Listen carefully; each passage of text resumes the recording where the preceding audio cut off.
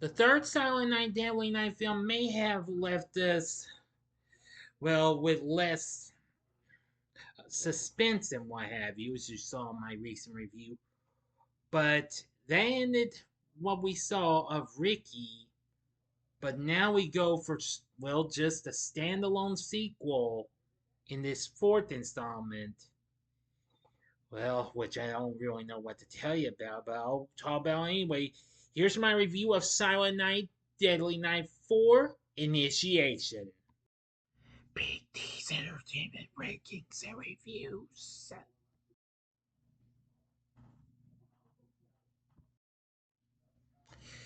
So, greetings, my fellow YouTubers, and welcome to Big D's Entertainment Rankings and Reviews. I'm the Big D, and this time around, I bring to you a review of the 1990 supernatural horror flick Silent Night, Deadly Night 4 Initiation. Silent is on screen as well, the other way around. Initiation, Silent Night, Deadly Night 4.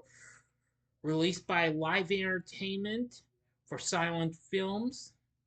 Directed by Brian Yuzna, who co-wrote the script with Woody Keith and Arthur Gorson, starring Maud Adams, Tommy Hinkley, Allyce Beasley, Clint Howard, and Neith Hunter.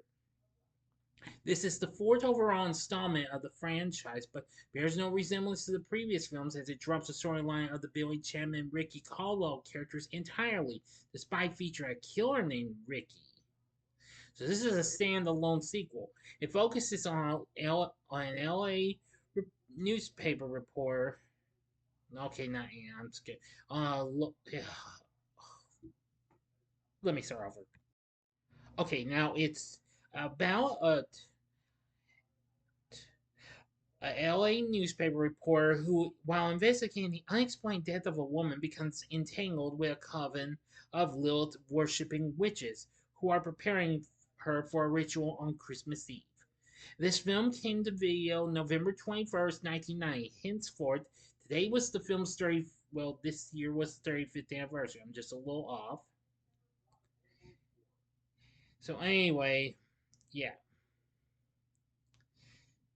Well, in the UK, it was released under the alternate title of Bugs. So let's get into the story. Since I'm not going to tell you to go back to the other films because this isn't connected to those.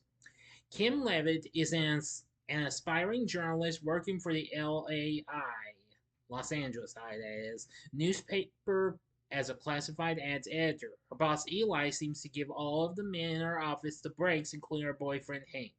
When a woman is discovered dead on the sidewalk, half burned into ashes in an apparent case of the spontaneous human combustion, Kim decides to pursue the story on her own without Eli's approval.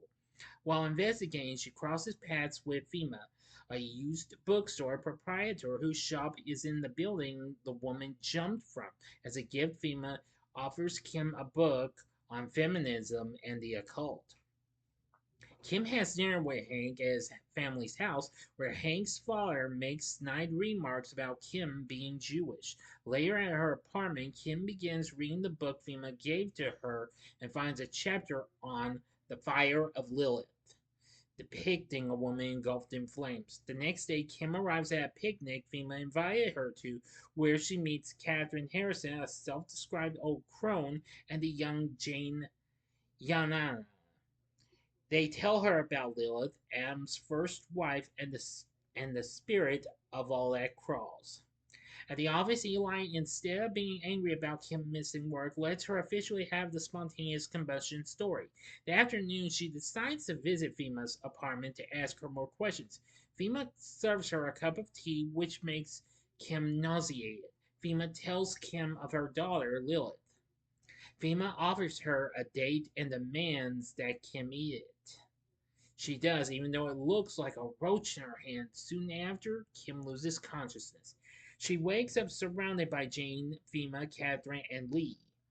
They perform a ritual on Kim. Ricky and Fema slice open a live rat over her and insert a giant larva into her, vagina. Sorry, I'm just going to say it.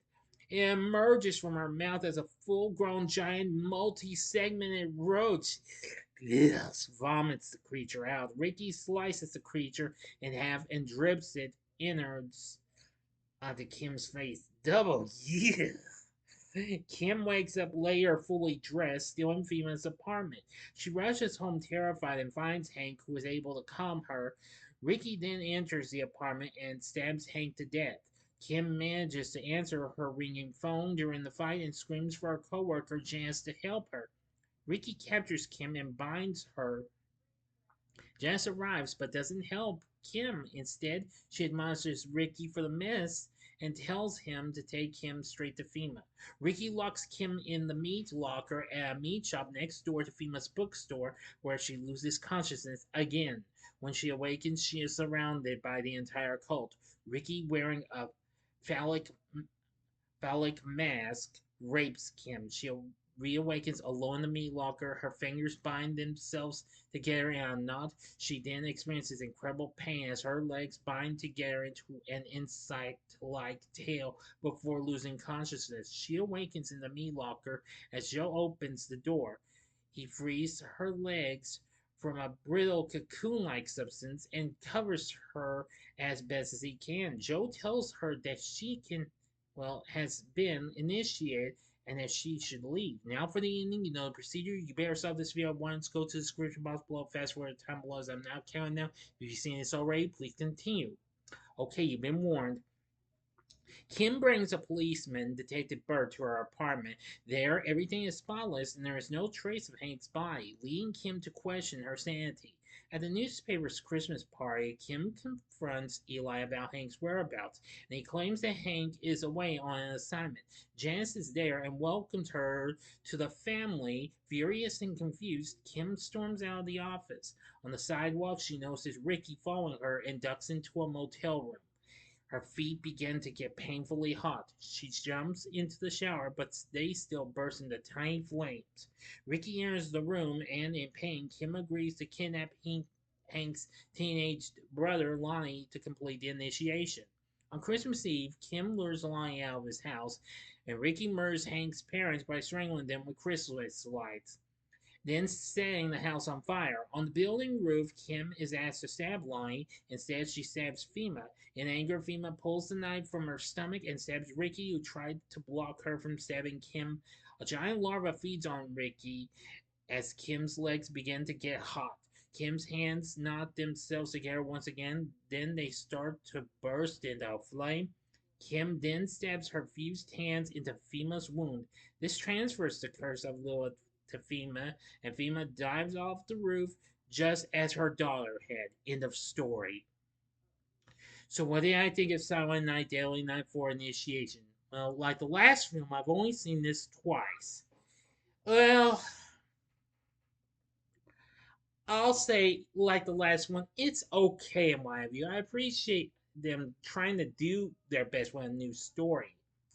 Now, of course, the film was fully developed from a screenplay by Woody Keith, which was reshaped by Usna after he was hired to direct this. He incorporated additional elements such as the Coven's focus on Lilith, as well as many of the insect creatures and visual references to Franz Kafka's The Metamorphosis. Now, one thing that would really surprise me was the elaborate special effects, which were created by Screaming Mad George, who, of course, had recently done special the effects for movies like Big Trouble in Little China, Predator, the third and fourth Nightmare on Elm Street films, and and Society, and and Bride of Reanimator. He also did the special effects for the next film in Silent Night, Deadly Night, as well as Children of the Corn 3, Urban Harvest, and Tales from the Hood as well. Oh yeah, and the last would be Beyond Reanimator. Well, I will appreciate the effects being fair and what have you, but upon its release, Jeffrey Johnson of the Daily Utah Chronicle referred to the film as quite putrid and criticized it for its disconnection from the series' previous films, and that it was not worth seeking out unless you have a thing for big slimy devil worms. Yeah.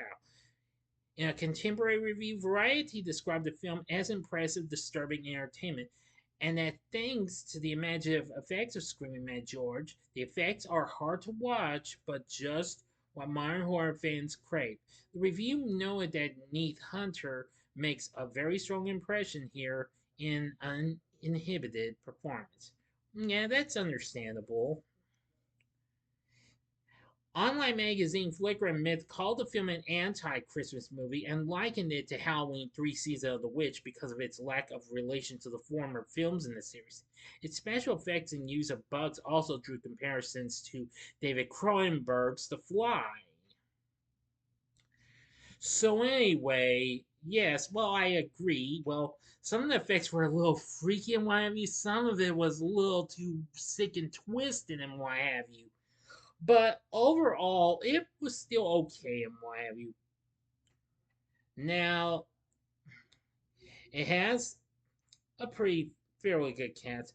Playing Ricky is none other than Ron Howard's own brother, Clint Howard, who has done numerous film and TV shows. Kim is played by Neith Hunter, who eventually did pretty well, who had recently appeared in Friday Night 2, which I still have not seen. She was a young admirer in the film. I'll definitely need to look at that. She did return for the next one though, the next film in Silent Night, Deadly Night. She recently appeared in shows like Sledgehammer and Miami Vice, and at the time she was on One Life to Live. So, next playing Hank is Tommy Hinkley, who was, well, kind of known for appearing opposite Bill Maher in the short lived Showtime series known as Hard Knocks. Well, also he would appear in Men at Work with Charlie Sheen and Emilio Estevez. He was recently in Lethal Weapon 2 as cop number 2. He also appeared in Star Trek Generations, The Cable Guy, and The Little Vampire, and even Ocean's 13. And he's been in lots of other TV shows as well. Allyce, played by Reggie Bannister, who was, well, of course, most of y'all would know him as Reggie in the Phantasm franchise. Now, let's see. Allyce Beasley was Janice, who most people would know her best for playing Agnes on TV's Moonlighting. She also appeared on Cheers and in Legally Blonde as well. Playing Fema is Maud Adams, who most people would know her from a couple of Bond films. Who most people would know her from The Man with the Golden Gun as the titular character of Octopussy. But anyway, and there's lots of others and what have you. So let's see. There's Jean Bates who appears in this. She's been in numerous films, and she was Catherine in the film. And well, there's so many others. Not so many I'm familiar with. But Silent Night, Deadly Night for Initiation, well, it's alright and what have you. I don't see it's completely bad, completely, even though I appreciate them trying a new story and what have you, even though Halloween tried that and failed. This one, well, it manages to pull it off like they did with Season of the Witch. So overall, I would recommend you give it a one-time watch if you're a hardcore completionist. Richard Band did the film's score. I almost forgot to tell you that. Sorry. So, what did you think of Silent Night, Deadly Night for Initiation? Let me know in the comment section below. If you like this video, click the like button, subscribe, and be a part of the Big D Nation. Continue to help support my channel, and you know the rest. And I'm happy to report that I'm not too far away from reaching 1,100 subscribers. Keep it up.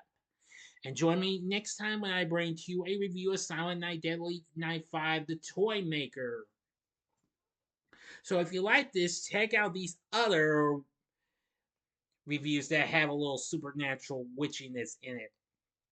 In the upper left hand corner, check out my re-review of Halloween 3 Season of the Witch from 1982. Or go to the upper right hand corner and see my spoiler free review of the recent hit horror film Weapons.